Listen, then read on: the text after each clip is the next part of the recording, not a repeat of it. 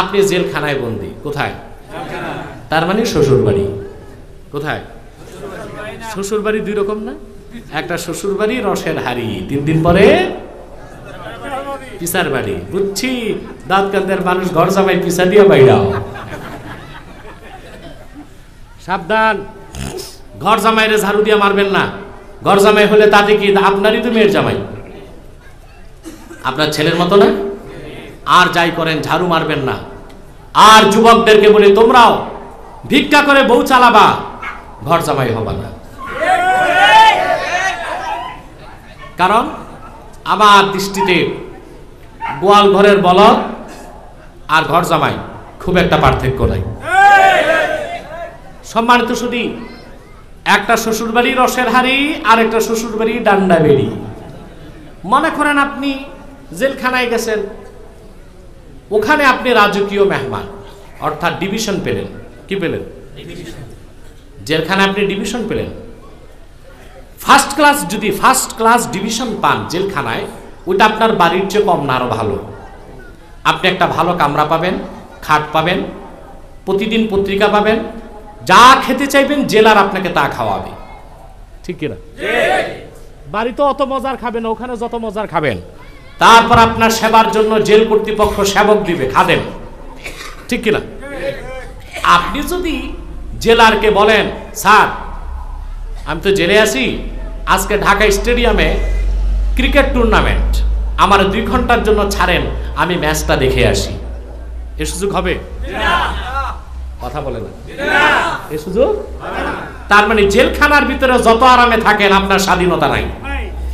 আর যে লোকটা জেলখানার বাইরে, ও রিক্সা চালায়, ও ভিক্ষা করে, ওর যা খুশি করতে পারবে, স্টেডিয়ামে যাবে, মার্কেটে যাবে, শপিং মলে যাবে, যা খুশি তা করবে, অর্থাৎ তার স্বাধীনতা আছে। দুনিয়াটা মুমিনের জেলখানা। তার মানে এই দুনিয়ায় মুমিন ভালো খাবে, ভালো পড়বে, আয়েশ করবে, আরাম করবে, কিন্তু তার স্বাধীনতা নাই। আল্লাহর বিধিবিধান তাকে আটকায় রেখেছে। ঠিক কিনা বলেন? আল্লাহ বলেছেন, যা খুশি তা খাও, কুলু ওয়া তামাত্তাউ, খাও পান করো, কুলু ওয়াশরাবু, খাও পান করো, কিন্তু বলে দিয়েছেন মদ খেও না। ঠিক কিনা? বিয়ে করো একটি, পারলে লাগলে 2টি, পারলে লাগলে 3টি, পারলে লাগলে 4টি। ওয়ালা তাকরাবুজ জিনা, জিনার কাছে যাও না। আল্লাহ মুমিনকে আটকে রাখছেন না? কথা বলে না, যা খুশি তা করতে পারে। আল্লাহ বলেছেন কামাই করো, রোজগার করো। সুবহানাল্লাহ। কামাই রোজগারকে আল্লাহ কত বেশি গুরুত্ব দিয়েছেন, কোরআন কারীম খুলে দেখেন। ইযা নুদিয়া লিস-সালাতি মিন ইয়াউমিল জুমুআ ফাসআউ ইলা যিকরিল্লাহি ওয়া দারুল বাই'। ঠিক কি না?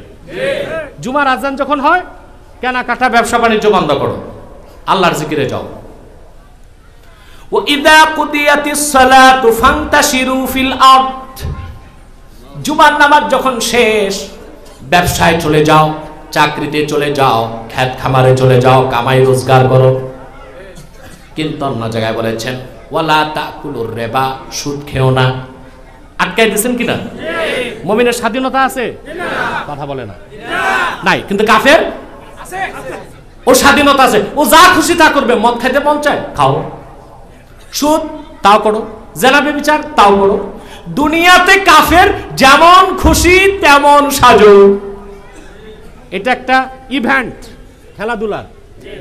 16 ডিসেম্বর, 26শে মার্চ স্কুল কলেজে খেলা হয়, দেখছেন? একটা খেলা থাকে, যেমন খুশি তেমন সাজো। দেখছেন না, ছাত্ররা কেউ ঘটক সাজে, কেউ রাজাকার সাজে, কেউ মুক্তিযোদ্ধা সাজে। ঠিক কিনা? কেউ সন্ত্রাসী সাজে। এসে স্যারের কলার ধরে টানতেছে, স্যার কিছু বলতে পারবে না, আজকে যেমন খুশি তেমন সাজো। ঠিক কিনা?